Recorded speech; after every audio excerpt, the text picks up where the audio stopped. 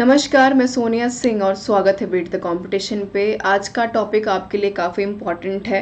ये वाला टॉपिक है जिसमें से कि बच्चे ये बार बार पूछते हैं कि मैम क्या यहाँ से सवाल आएंगे, क्या यहाँ से पक्का सवाल आएंगे। तो जाहिर सी बात है कि FLN यानी फाउंडेशनल लिटरेसी न्यूमरेसी एक ऐसा टॉपिक है जहाँ से आपको सवाल आने बनते हैं। डायरेक्ट फॉर्म में भी आ सकते हैं और आपको असर्शन रीजन यानी कथन कारक में भी सवाल आपसे पूछे जा सकते हैं।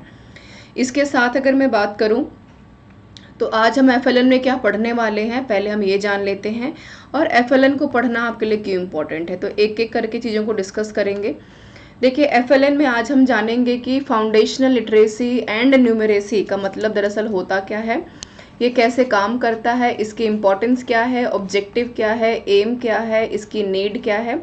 और तीसरे सेक्शन में यानी कि क्योंकि 3 कैटेगरी में मैंने वीडियो को हर बार की तरह डिवाइड किया है, तो तीसरे सेक्शन में हम इसको कंक्लूड करेंगे, निष्कर्ष के ऊपर पहुंचेंगे और जानेंगे कि क्या दरअसल FLN को लागू करने से जो शिक्षा व्यवस्था है, जो फाउंडेशनल लर्निंग है, बुनियादी हमारी साक्षरता है, उसमें सुधार हो सकता है या नहीं।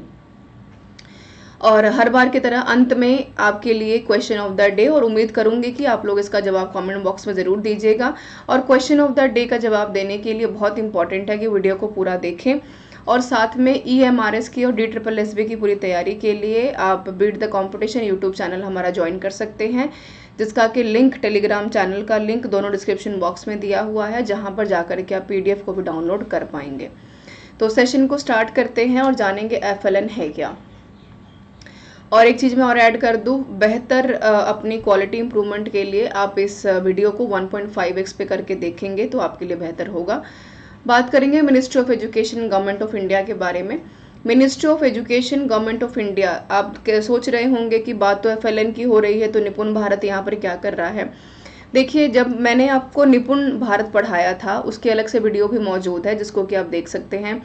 इसके अलावा मैंने निष्ठा के बारे में बात की थी, जो कि वर्ल्ड टीचर ट्रेनिंग सेंटर था हमारा, वहाँ पर भी मैंने FLN को डिस्कस किया था। देखिए, निपुणता का मतलब बिल्कुल यहाँ पर ये है कि भाई कंप्लीशन की हम बात करते हैं, शब्द से क्लियर हो रहा होगा। कंप्लीशन क्या है, पूरक कैसे है, निपुण भारत को कितना हम बेहतर कंप्लीट कर सकते हैं शिक्षा के द्वारा, तो उसमें भी FLN का पूरा रोल है। क्योंकि चाहे आप निपुण भारत को बनाने की बात कर रहे हैं, चाहे आप टीचर ट्रेनिंग को और बेहतर बनाने की बात कर रहे हैं, लेकिन अगर आपकी फाउंडेशनल लर्निंग यानी कि FLN, अगर आपकी बुनियादी साक्षरता ही बेहतर नहीं है तो आपके द्वारा की गई हर एक कोशिश बेकार है। इसलिए निपुण भारत निष्ठा में भी जब हमने डिस्कस किया था FLN को, तो हमने इसी ऑब्जेक्टिव्स के द्वारा डिस्कस किया कि FLN का दोनों ही सेगमेंट्स में, निपुणता में भी और साथ में निष्ठा में भी होना काफ़ी ज़्यादा आवश्यक है। क्योंकि दोनों किसके बारे में बात करते हैं, लर्निंग को और इंटरैक्टिव और साथ में इफेक्टिव और साथ में कंप्लीट करने की बात करते हैं, बुनियादी शिक्षा को बेहतर बनाने की बात करते हैं। निपुण भारत में यहाँ पर जो आप वर्ल्ड बैंक की बात करते हैं, वर्ल्ड बैंक कहता है कि भाई हिंदुस्तान में 55% हमारे ऐसे बच्चे हैं जो कि जिनकी की बुनियादी शिक्षा पूरी ही नहीं हो पाती कक्षा 5 तक, और जो बच्चे पॉवर्टी इंडेक्स के नीचे आते हैं। इसके अलावा वर्ल्ड बैंक ये भी हमें कहता है कि 13 से 18% तक के जो हमारी जो स्टूडेंट्स की आबादी है, खासतौर पर class 3rd, 5th and 8th की, वहाँ पर बच्चों में जो बुनियादी लर्निंग है, बुनियादी जो उनकी साक्षरता है, वो केवल 40 से लेकर के 53% यानी कि 39 to 53% के आसपास ही वेरी करती है, जो कि अपने आप में काफ़ी कंसर्न और चिंता का विषय है। ठीक है, तो ये आप ध्यान में रखेंगे। इसके अलावा अगर मैं बात करूं कि मिनिस्ट्री ऑफ एजुकेशन जब यहाँ पर निपुण भारत और आपका FLN लागू किया गया, तो उस वक्त हमारे शिक्षा मंत्री निशंक जी थे और अभी धर्मेंद्र प्रधान जी हैं 2023 में। तो इस वक्त में निशंक जी ने इसको लागू करते हुए #निपुण भारत, #NEP 2020, इसकी भी कंप्लीट वीडियो और पूरा चीज़ें मैंने दे दी हैं, तो उसको भी आप देख सकते हैं।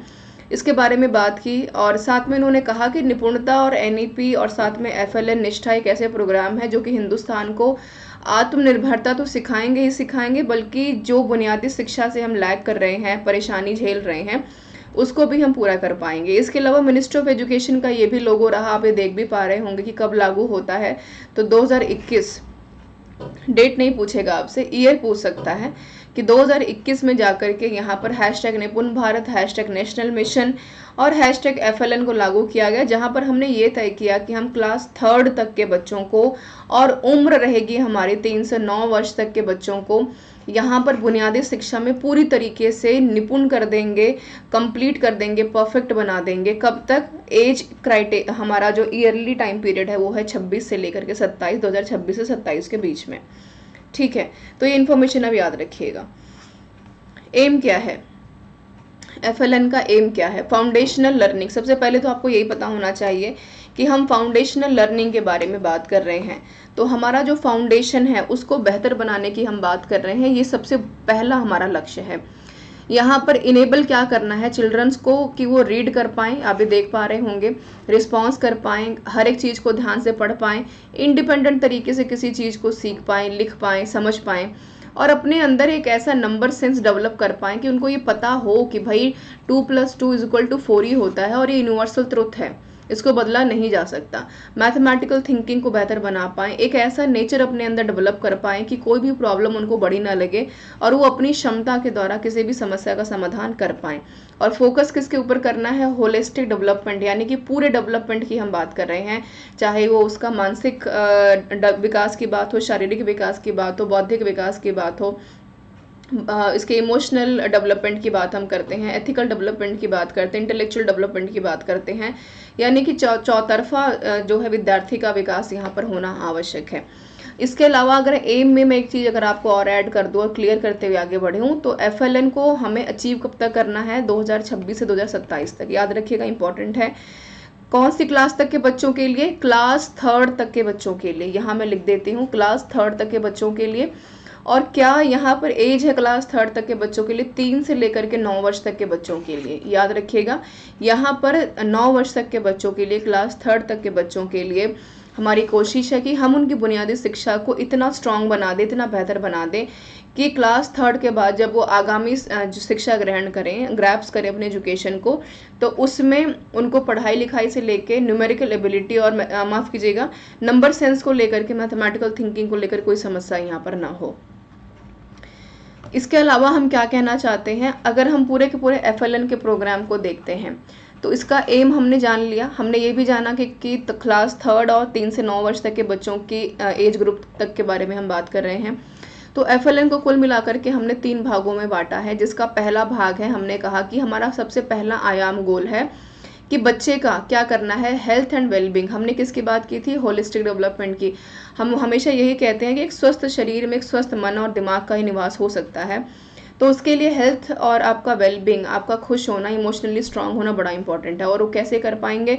आप सबको ध्यान में होगा कि जितने भी हमारे गवर्नमेंट इंस्टीट्यूशंस हैं उसमें मिड डे मील और न्यूट्रिशन का बहुत हद तक ध्यान रखा जाता है। इसके साथ साथ अगर आपका हेल्थ और वेलबींग अच्छा है तो इफेक्टिव कम्युनिकेशन भी उतना ही इंपॉर्टेंट है, जिसको हमने EC में डिवाइड किया है। तो दूसरा गोल हमारा क्या है? संचार, यानी कि टीचर और बच्चा आपस में मिलकर के अपनी बातों को रखें, समझें, एक दूसरे से सवाल पूछें। यानी कि संचार की जो उपलब्धि है या जो तरीका है, कम्युनिकेशन 1 वे नहीं होना चाहिए, हमेशा 2 वे होना चाहिए। प्रॉब्लम सॉल्विंग बच्चे का तभी यहाँ पर बेहतर तरीके से समझ पाएगा बच्चा, जब तक कि वो अपनी प्रॉब्लम को शेयर नहीं करेगा। ऐसा हो सकता है कि वो 2 + 2 ये समझ ही नहीं पाया कि 1 मिला करके 2 होते हैं या 1 मिला करके 4 होते हैं, तो ये यहाँ पर दिक्कत आ सकती है। लेकिन जब तक बच्चा इफेक्टिव तरीके से कम्युनिकेट नहीं करेगा, सवाल को नहीं पूछेगा, जब तक टीचर भी यहाँ पर इनिशिएटिव नहीं लेगा सवालों को पूछने का, क्विज करवाने का, क्वेश्चन आंसरिंग करने का, हाथ खड़ा करवाने का या खड़े करके सवाल पूछने का, तब तक बच्चे का इफेक्टिव कम्युनिकेशन डेवलप नहीं हो सकता। FLN को हमने तीसरे भाग में पूछा इन्वॉल्व्ड लर्नर्स, मतलब हमने उसको फिजिकली डेवलप कर दिया, इफेक्टिव कम्युनिकेशन इंटेलेक्चुअली डेवलप कर दिया, लेकिन अब यहाँ पर उसका हम सोशल डेवलपमेंट भी करेंगे ना। तो इन्वॉल्व कहाँ करेंगे अब लर्नर को? अपनी सोसाइटी में, कम्युनिटी में, ऑर्गेनाइजेशंस में, अपनी फैमिली में, ताकि बच्चा बिना कहे जाकर के अपनी लर्निंग को अच्छा बनाए, इन्वॉल्वमेंट दिखाए, पीयर ग्रुप में बैठे, उनके साथ खेले या फिर शरारत करे जो काफ़ी पॉजिटिव हो। शरारत से बिल्कुल मेरा मतलब है कि पॉजिटिव शरारत होनी चाहिए, ठीक है। और यहाँ पर कम से कम बच्चा जब तक दूसरों के साथ, पीयर ग्रुप के साथ घुलेगा मिलेगा नहीं, तब तक उसका लर्निंग जो है स्ट्रांग नहीं बनेगा और अगर कक्षा में कोई एक ऐसा काम हो रहा है, एक्टिविटी चल रही है, तो बच्चे के अंदर खुद से ये भावना आनी चाहिए कि वो लर्निंग जो इन्वॉल्व लर्निंग में जाकर के कम से कम अपनी पार्टिसिपेशन को दिखाए, प्रेजेंट करे और अपनी पर्सनालिटी को और ज़्यादा बेहतर बनाए। आगे हम बात करेंगे what is the way ahead, यानी कि क्या ज़रूरत है। हमने FLN को चलाया, हमने कहा कि बुनियादी शिक्षा स्ट्रॉन्ग करेंगे क्लास 3 तक को लेकर के। हमने ये भी बात की कि उस एजुकेशन में बहुत इंपॉर्टेंट है कि बच्चे का हेल्थ और वेलबींग, इफेक्टिव कम्युनिकेशन, और साथ में बहुत इंपॉर्टेंट है कि इन्वॉल्व लर्निंग करवाया जाए। लेकिन इसके क्या आयाम हैं आगे, तो हमने कहा कि भाई पैरेलल अप्रोच है, ठीक है, पैरेलल अप्रोच है आगे चल करके, क्योंकि जो हमारा करंट एजुकेशन सिस्टम है वो डिमांड करती है किसकी, कि बच्चे का बुनियादी शिक्षा काफ़ी अच्छे होना चाहिए, क्योंकि जब तक उसकी बुनियादी शिक्षा अच्छी नहीं है तब तक वो क्रिटिकल तरीके से अच्छा नहीं सोच सकता। जैसे अगर मैं करंट एजुकेशन सिस्टम की बात करूँ तो नेशनल एजुकेशन पॉलिसी 2020 लागू हुई है, जिसमें क्रिटिकल थिंकिंग के ऊपर बहुत हद तक बल दिया गया है। और अगर उसकी क्रिटिकल थिंकिंग अच्छी है तो वो नए अप्रोचेस को डेवलप कर पाएगा, है ना। जैसे मान लो कि भाई हमने बच्चे को ये बता दिया कि हिंदुस्तान 1947 में आज़ाद हुआ, ये तो सबको पता है। क्रिटिकली थिंकिंग वो ये कर सकता है कि इतना वक्त क्यों लग गया। ऑलमोस्ट अगर देखा जाए तो 200 सालों का समय हमने गवा दिया आज़ाद करने में खुद को, तो उसके पीछे क्या कारण रहे।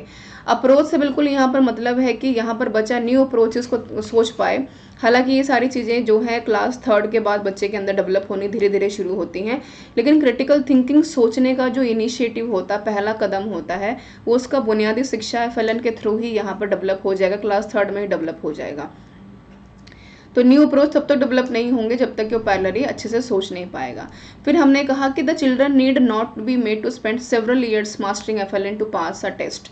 हमने शुरू में यही बात की कि हमने एक क्राइटेरिया रखा है कब तक का, यहाँ पर क्लास 3 तक का, और एज ग्रुप क्या है 3 से लेकर के 9 साल तक का, ठीक है। तो एक टेस्ट हमें पास करना है और अचीव करना है कंटेम्प्रेरी एजुकेशनल गोल्स को, और क्रिटिकली थिंकिंग को खुद को इतना क्यूरियस बना देना है कि भाई मान लो क्लास में यहाँ पर टीचर अपने चैप्टर को छोड़ करके जा रहा है हिंदी की किसी बहुत ही अच्छी स्टोरी के ऊपर, और टीचर क्लास में कह के गया कि भाई कल हम मिलेंगे और आगे की बातें डिस्कस करेंगे, तो बच्चे यहाँ पर क्यूरियस हों टीचर को देखने के लिए, जानने के लिए, मिलने के लिए, क्योंकि क्लास 3 तक के बच्चे के अंदर सोशल जो एनहांसमेंट होती है वो अभी अभी धीरे धीरे डेवलप होनी शुरू होती है। तो उसको घुलना मिलना, नए लोगों से मिलना, इंटरेक्टिव करना इंटरेस्टिंग लगता है, उसको मन करता है स्कूल जाने का, दोस्तों से मिलने का।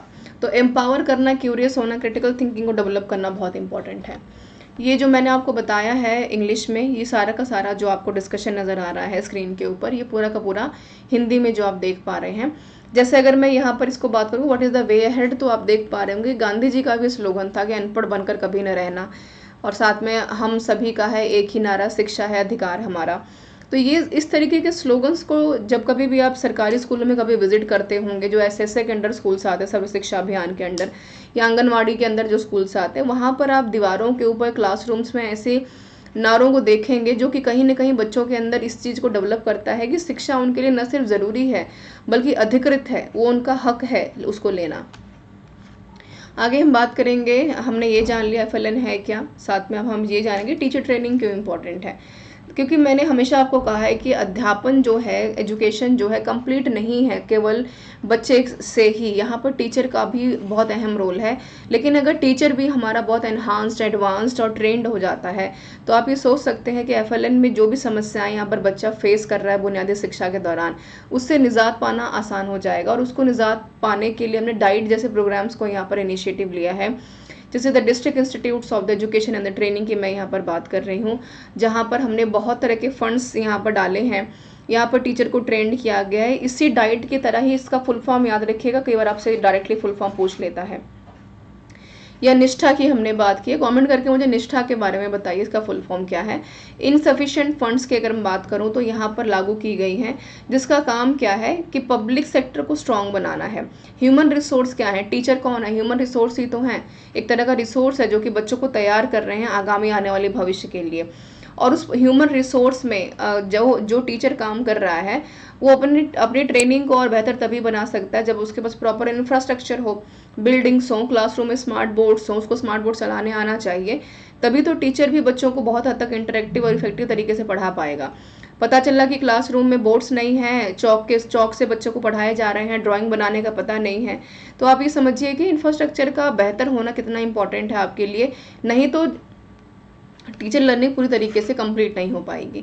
फिर हम बात करते हैं पॉलिसी मेकर्स की। Should be also consider increasing the budgetary allocation for the teacher training.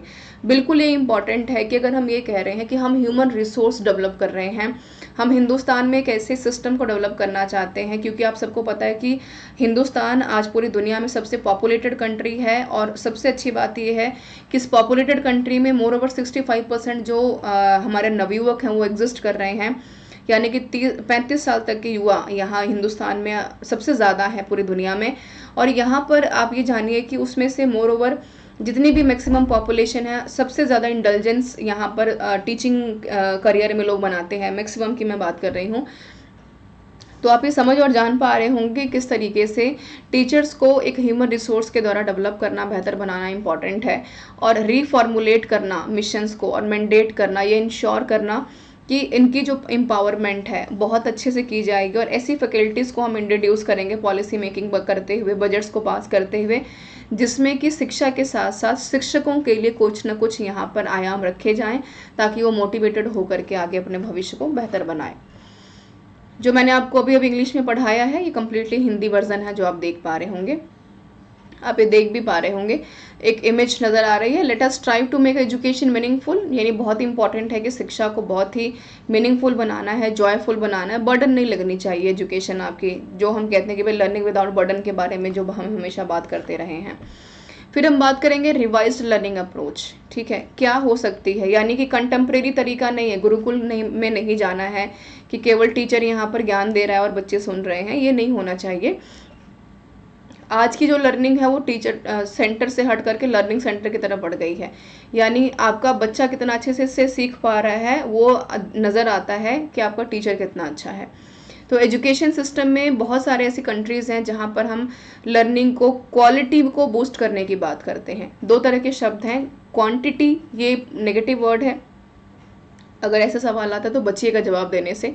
Quality क्या है, एक पॉजिटिव शब्द है। क्वालिटी का मतलब क्या है कि आपकी क्वालिटी कितनी, लर्निंग की क्वालिटी कितनी अच्छी है, बच्चा कितने अच्छे से सीख पा रहा है।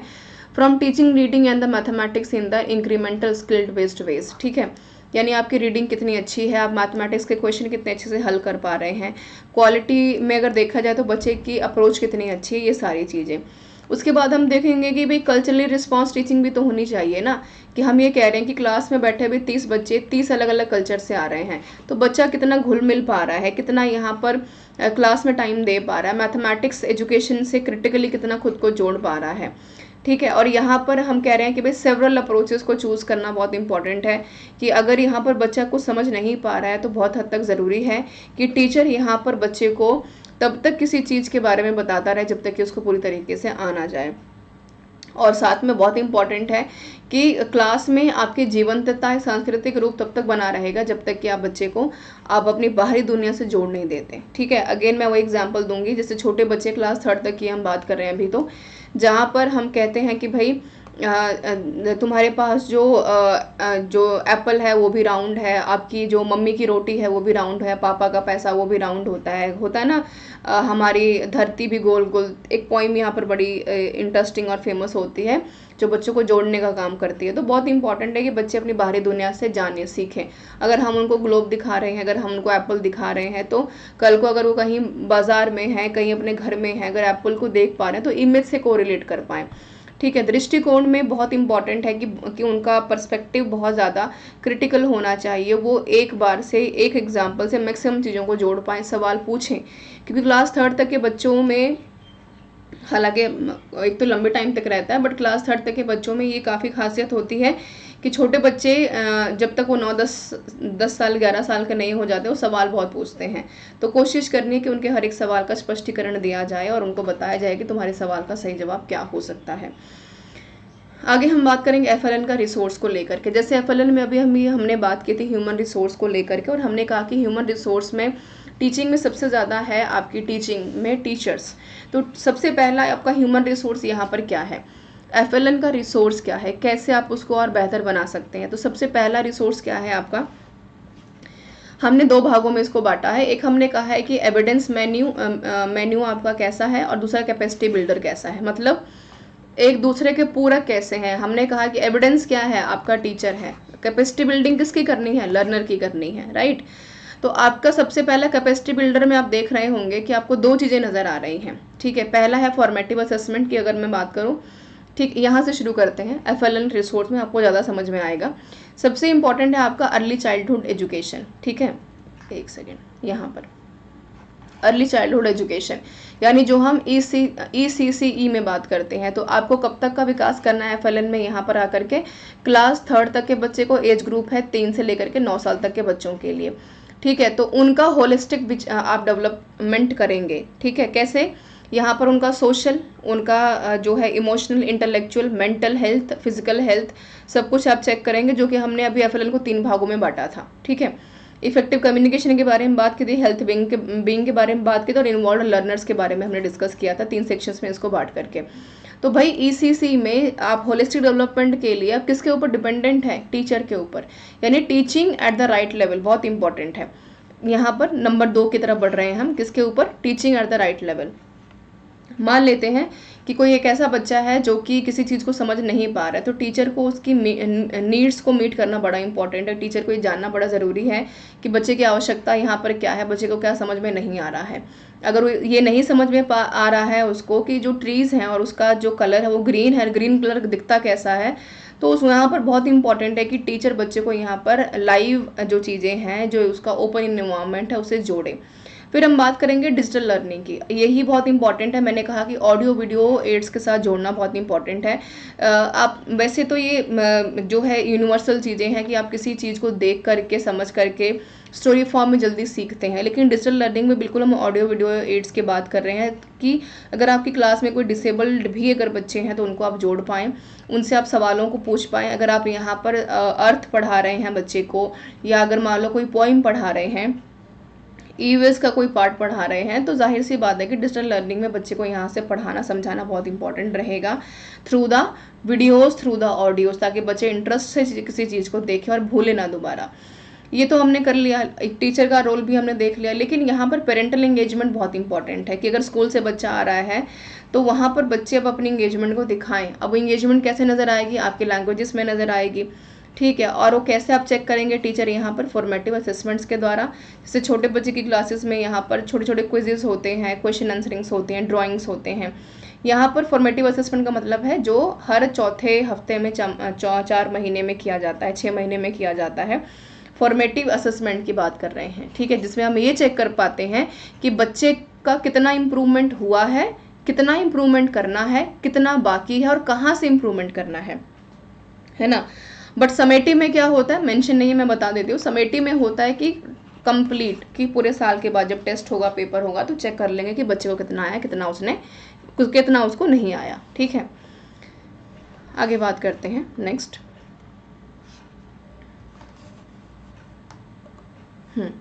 आगे हम बात करेंगे ऑब्जेक्टिव्स को लेकर के। ऑब्जेक्टिव्स क्या हैं हमारे, ठीक है। सवाल ऑब्जेक्टिव से आए, आपका नीड से आए, इम्पॉर्टेंट से आए, ठीक है, एक ही बात है। आप थोड़ा सा क्वेश्चन को फॉर्मेट को चेंज कर सकते हैं ध्यान से देख करके।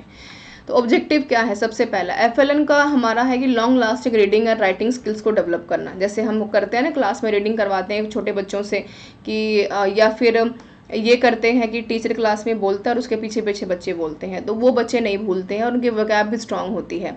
फिर हम देखेंगे कि यहाँ पर हेल्प क्या करना है, अंडरस्टैंड करना है रीजनिंग वर्क्स को, यानी अगेन बच्चे की क्रिटिकल थिंकिंग को डेवलप करने की बात कर रहे हैं कि अगर मैं एक पेड़ और दूसरे पेड़ को जोड़ दूँ तो क्या बन जाएंगे, 2 पेड़ बन जाएंगे, ठीक है।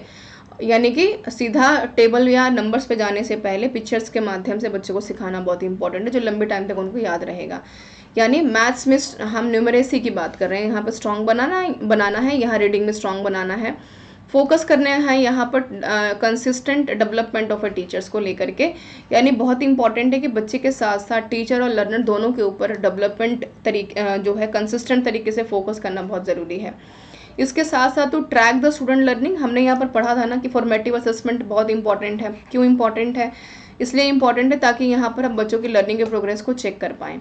है ना, कि आप 3 महीने बाद या 4 हफ्ते बाद या फिर 4 दिन बाद जब बच्चे से क्वेश्चन पूछे और बच्चे ने जवाब नहीं दिया, तो आप ये जान पाएंगे कि लैग कहाँ से कर रहा है बच्चा और कहाँ पर इम्प्रूव करने की ज़रूरत है। फिर हम जानेंगे to build integrated discovery play and activity based classroom, यानी लर्निंग बाय डूइंग की बात कर रहे हैं, लर्निंग विदाउट बर्डन की बात कर रहे हैं, यानी play way method, quiz method, यहाँ पर जो है बच्चे मिल करके समझ करके ढूंढ करके किसी चीज़ को खेलें तो उनकी लर्निंग और ज़्यादा अच्छी होगी। इसके साथ साथ अगर मैं बात करूं इसके आउटकम क्या है, जो हम हमेशा पूछते हैं कि भाई हमने तो FLN में बुनियादी शिक्षा के बारे में बात कर ली, हमने न्यूमेरेसी के बारे में बात कर ली, रीडिंग राइटिंग के बारे में बात कर ली, टीचर ट्रेनिंग के बारे में बात कर ली, डाइट के बारे में बात कर ली, बट क्या आउटकम है, क्या FLN सच में सक्सेसफुल है, कामयाब है, सफल है? तो हम जानेंगे कि सबसे पहले हमने FLN के आउटकम को 3 भागों में बांटा है। ठीक है, तो इसके 3 भाग कौन कौन से हैं? एक है आपका यहाँ पर सबसे पहला जो आता है वो है आपका इंस्ट्रक्शनल टाइम, दूसरा है पेडागॉगी, तीसरा है स्टूडेंट रेडीनेस। ठीक है, तो FLN का आउटकम क्या है कि जो आप पेडागॉगी सिखा रहे हैं, जो शिक्षा शास्त्र आपके साथ चल रही है, पेडागॉगी जो बिहेवियर आप बच्चे को सिखा रहे हैं, क्या बच्चा सीखने को तैयार है? तो FLN के थ्रू आप बच्चे को सिखा पाएंगे, तैयार कर पाएंगे कि तुम सीखने के लिए तैयार हो। तीसरा यहाँ पर इंस्ट्रक्शनल टाइम, बच्चे को आप सही वक्त पर सही टाइम पर सही चीज़ें सिखा पाएंगे। इसके बाद FLN का आउटकम यहाँ पर निकल के आता है कि मॉनिटरिंग कर पाता है, क्लास 3rd तक के बच्चों को टीचर यहाँ पर बहुत अच्छे से मॉनिटर कर पाता है कि बच्चे को क्या आया, क्या उसको नहीं आया, क्योंकि हम यहाँ पर लगातार बच्चे पे चेक कर रहे हैं। फिर हम ये जानते हैं कि FLN से पेरेंट्स की एंगेजमेंट भी बढ़ रही है। क्लास 3rd तक के बच्चे जब घर जाएंगे तो वो जाकर बताएंगे ना कि आज यहाँ पर टीचर ने हमें कॉइन्स को बताया कि कॉइन्स हमारे गोल होते हैं, मम्मी की रोटी भी गोल होती है, पापा का पैसा भी गोल होता है, राइट। तो यहाँ पर बहुत इंपॉर्टेंट है। तो साथ में हम ये भी देखेंगे कि गोल्स सेटिंग्स बहुत इंपॉर्टेंट है, यानी बच्चे को हमने यहाँ पर 2+2=4 सिखा दिया। हमने बच्चे को ये बता दिया कि पेड़ों के जो ब्रांचेस होते हैं वो ब्राउन होते हैं और पत्ते ग्रीन होते हैं। तो आज के बाद जब भी हम उसको कभी भी पेड़ दिखाएंगे या बाहर ले जाएंगे तो बच्चे का एक गोल सेट रहेगा कि भाई यहाँ पर तो ट्रीज एक यूनिवर्सल चीज़ है कि पूरी दुनिया में हर एक ट्री का जो कलर होता है वो ब्रांचेस ब्राउन होते हैं और पत्ते ग्रीन होते हैं। गोल सेटिंग से बिल्कुल यहाँ पर मतलब है कि उसका जो भी मॉनिटरिंग हम कर रहे हैं, क्या हम उस गोल को अचीव कर पाए हैं, जिसमें FLN आपकी हेल्प करेगा। एकेडमिक्स सपोर्ट में आपका इंफ्रा कैसा है, स्मार्ट बोर्ड है क्लास में, पिक्चर्स लगी हैं कि नहीं लगी हैं, टीचर क्लास में टाइम से आता है कि नहीं आता है, FLN से ये आउटकम काफ़ी अच्छा निकल करके बाहर आएगा। इसके अलावा यहाँ पर पॉलिटिक्स एंड पॉलिसी मेकिंग की, जैसे अगर मैं NEP 2020 की बात करूँ जिसमें हमने ये कहा कि भाई क्रिटिकल थिंकिंग इंपॉर्टेंट है, उसके बिना काम नहीं चलेगा। फिर हमने कहा कि बजट में टीचर्स और स्टूडेंट्स दोनों के लिए कुछ ना कुछ नया होना ही चाहिए हमेशा की तरह, क्योंकि ये सबसे बड़ी ह्यूमन रिसोर्स है। फिर हमने कहा कि इंसेंटिव्स एंड माइंडसेट्स बहुत इंपॉर्टेंट है कि भाई रिवॉर्ड भी तो ज़रूरी है ना, ऐसा थोड़ी ना कि पूरा साल आप पढ़ाए जा रहे हो और कोई ग्रोथ ही नहीं है, कोई डेवलपमेंट ही नहीं है। बच्चे को आज तक आपने वेरी गुड बोला ही नहीं है, टीचर को आज तक कभी आपने अप्रिशिएट किया ही नहीं है। ठीक है, दूसरा है यहाँ पर आप देखेंगे इन शॉर्ट अगर मैं बात करूँ तो क्लासरूम फैक्टर्स, मैनेजरल फैक्टर्स और साथ में स्ट्रक्चरल फैक्टर्स, हमने 3 फैक्टर्स में इसको बांटा है जो कि आप ध्यान में रख पाएंगे। स्ट्रक्चरल जहाँ पे आप किसी चीज़ का फॉर्मेट बनाते हैं, मैनेज कौन करेगा, आपका एकेडमिक्स में आपके teachers, principal, staff. Classroom factors क्या है, सिम्टम्स क्या है, क्लासरूम अच्छा हो, इंटरेक्टिव हो, स्मार्ट बोर्ड हो, पिक्चर्स लगी हो, अच्छा दिखना चाहिए, बेंचेस ब्यूटीफुल हों, कलरफुल हों। ठीक है, तो ये आप ध्यान में रख पाएंगे। आगे आप देखेंगे निपुण भारत के बारे में। अगर मैं यहाँ पर बात करूँ निपुणता के, से हमने जो जोड़ने की कोशिश की थी कि निपुणता में जहाँ हम न्यूमरेसी की बात कर रहे हैं, बिल्कुल FLN में भी हम यहाँ पर लिटरेसी और न्यूमरेसी की बात कर रहे हैं। तो ये मैंने बता भी दिया है कि FLN को क्लास 3rd तक हम यहाँ पर प्रॉब्लम सॉल्विंग नेचर की तरह लागू करने की बात कर रहे हैं, जहाँ पर बच्चे को क्रूशियल बेसिक स्किल्स को सिखाना है और सक्सीड करना है लाइफ में। ठीक है, और FLN में NEP 2020 में एक हाईएस्ट प्रायोरिटी दी गई है कि सारी चीज़ें बेकार हैं। ठीक है, आप 5-3-3+4 का फॉर्मूला जो हम देखते हैं मैं यहाँ लिख देती हूँ। ठीक है, ये तब तक सक्सेसफुल नहीं है जब तक कि आप यहाँ पर FLN यानी बुनियादी शिक्षा आपकी अच्छी नहीं है। फिर हमने ये भी जाना कि 26 से लेकर के 2026 से 27 तक जाते जाते हमारी कोशिश है कि हम हिंदुस्तान में मोर ओवर 55% बच्चों को FLN में उनकी बुनियादी शिक्षा को हम बेहतर बना दें। तो ये तो रही बात FLN की। एक बार एक क्विक रिव्यू ले लेते हैं कि हम क्या क्या पढ़ चुके हैं ताकि आपको याद करने में दिक्कत ना हो। हमने यहाँ पर बात की थी सबसे पहले कि FLN है क्या और कैसे हम FLN को निपुण के साथ जोड़ रहे हैं और वर्ल्ड बैंक का क्या कहना है। निशंक जी ने किस तरीके से आत्मनिर्भर भारत के बारे में बात की, निपुण भारत को जोड़ते हुए, एफएलएन को जोड़ते हुए। एम क्या है हमारा, इंश्योर किया हमने 3 भागों में इसको, जिसमें HWEC और IL नज़र आया हमें। हमने ये जाना कि अप्रोचेस को बदलना बड़ा इंपॉर्टेंट है। आगे टीचर ट्रेनिंग के बारे में डिस्कस किया कि लर्नर ही नहीं, टीचर्स को भी ट्रेंड करना हमारे लिए ज़रूरी है, यानी कि पुरानी शिक्षा को छोड़ करके नई शिक्षा की तरफ बढ़ना बहुत ज़रूरत है। और साथ में हमने यहाँ पर एफएलएन के रिसोर्सेज के बारे में समझा, ऑब्जेक्टिव्स के बारे में समझा, और क्या इसका कंक्लूज़न है, आउटकम क्या निकल के आएगा, ये भी हमने जाना। तो आज के लिए आपका सवाल जो आप देख पा रहे हैं, राष्ट्रीय शिक्षा नीति 2020 में शिक्षक को किस कक्षा तक मातृभाषा, स्थानीय या क्षेत्रीय भाषा में पाठ पढ़ाने पर बल दिया गया है। मैंने पूरी दौरान जब चर्चा की है, लेक्चर लिया है, तो मैंने इसका जवाब आपको दे दिया है। कमेंट करके ज़रूर बताइएगा कि आप इस जवाब के बारे में क्या सोचते हैं, और इंतज़ार रहेगा आपके कमेंट्स का। आगे बात करूँगी यहाँ पर इंपॉर्टेंट लिंक्स को लेकर के। PDF कहाँ से मिलेगी आपको, टेलीग्राम चैनल से, बीट द कंपटीशन। यहाँ पर भी डायरेक्टली आप जाकर के ज्वाइन कर सकते हैं, डिस्क्रिप्शन बॉक्स में भी लिंक है। और यहाँ पर है हमारा यूट्यूब चैनल। तो पूरी तैयारी के लिए हमारे साथ जुड़ें, डेली बेसिस पर इन्फॉर्मेटिव वीडियोज़ के साथ। पूरा चैनल आपको फ्री ऑफ कॉस्ट तैयारी करवा रहा है, कुछ पे आपको नहीं करना है। और this is all about the session everyone. बाकी पूरी प्लेलिस्ट को आप देख पाएंगे, मेरे स्क्रीन के ऊपर एक प्लेलिस्ट नज़र आ रही होगी बिल्कुल ऊपर की तरफ। तो यहाँ पर जाकर के आप प्लेलिस्ट को सर्च कर पाएंगे, और पूरी अब तक की 15 के 15 वीडियोज़ को आप दोबारा से 2x करके देख सकते हैं, PDF पढ़ सकते हैं। कोशिश कीजिए कि लेक्चर को 2x पे करके देखें, क्योंकि मैंने लेक्चर्स में आपको ये भी बताया कि क्वेश्चंस की फॉर्मेटिंग कहाँ से होगी, सवाल बनेंगे कैसे, क्योंकि स्मार्ट अप्रोच अगर रखेंगे तभी आप पेपर क्वालिफाई कर पाएंगे। So this is all about the session everyone. Thank you so much for joining me. मिलते हैं नेक्स्ट लेक्चर में एक नए टॉपिक के साथ, और कुछ नई चीज़ों के बारे में जानेंगे जो कि आपके एग्जामिनेशन पर्सपेक्टिव से आपके लिए ज़रूरी होगा। Thank you so much for being with me.